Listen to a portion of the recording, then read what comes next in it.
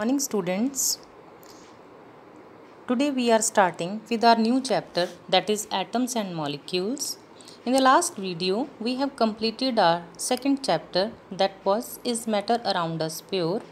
Different topics that we have studied under that topic were solutions, suspensions, colloids, elements, compounds and different types of changes also. Here we are going to study about laws of chemical combinations.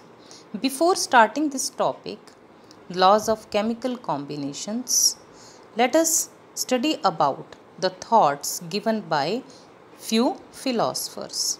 First of all, we are discussing Indian philosopher Maharishi Kannad. His views regarding atom and matter was that if we go on dividing matter, we would get a smallest particle which cannot be divided further, and he gave the name to that smallest particle as Parmanu. Another Indian philosopher, that is Pakuda Katayama, elaborated the above. Means they said the same thing, but they added a point in that the smallest particle, they normally do not exist individually, they exist in combined form, and due to that they form different forms of matter. On other hand, another philosopher from Greek, Democritus and Leucippus. He suggested that if we go on dividing matter, a stage will come when particle obtained cannot be divided further, and that indivisible particle were named as atoms. And the meaning of the word atom is indivisible. These thoughts were given by great philosophers. They are almost same. But point is that all this was based on philosophical considerations only. Not much experimental work was done till 18th century. By the end of 18th century, scientists recognized the difference between element and compounds, and they tried to do experimental work. What they said, prove it experimentally. What they say, they prove it experimentally, and you can see the picture of great scientist Antoine Lavoisier. He is even, I can say, considered as father of chemistry. He laid foundation of two very important laws of chemical combinations with another scientist, that is Joseph Proust. There are more laws of chemical combinations that you will study in higher classes. In 9th standard, we are going to study about these two: law of conservation of mass and law of constant proportions. In this video, we will discuss the first law, that is law of conservation of mass, in detail. What does this law states? It states that mass can neither be created nor destroyed in a chemical reaction. Whenever anything combines, it forms new substance, and whenever new substance is formed, some chemical change is there, and chemical change is always represented by a chemical equation. And at that time, the total amount of reactants which react and the total amount of products which is formed is equal. This is law of conservation of mass. So we can express in this form also: mass can neither be created nor destroyed. Means original mass, we are obtaining the same amount of mass that we are using. In other words, we can state this law in this way also: the total mass of products in a physical change or a chemical change is equal to total mass of reactants that have combined. The products we are getting, whether in solid form, liquid form or gaseous form, the combined mass will be always equal to the mass of reactants that we are using for the chemical reaction. Here is one example to explain the same. You can see the example over here.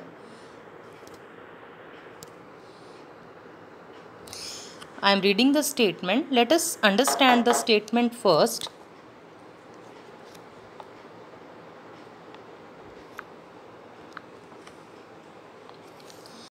In a reaction, 4 gram of sodium carbonate were reacted with 10 gram of hydrochloric acid solution. The product was a mixture of 2.5 gram of carbon dioxide and 11.5 gram of sodium chloride solution. Don't think you have to learn the name of reactant and products. There is no need. It will be given in your statements itself, as you can see. You just concentrate on the mass of reactants and products. Our main concentration on this law is on this law, and let us understand. First of all, in a reaction, what they are saying, 4 gram of sodium were reacted with this. It means these two are reactants. 4 gram of sodium carbonate and 10 gram of hydrochloric acid. The product was the mixture of. Now they are telling about product. What is formed? 2.5 gram of carbon dioxide and 11.5 gram of sodium chloride. Here, according to law, mass of reactant should be equal to mass of product. So let us find the total mass of reactants and total mass of products. We are having two reactants, sodium carbonate and hydrochloric acid. The total mass of these two is 14 gram and total mass of product is also 14 gram. It means the reactants and products have same mass. This means there is no loss in mass as a result of reaction.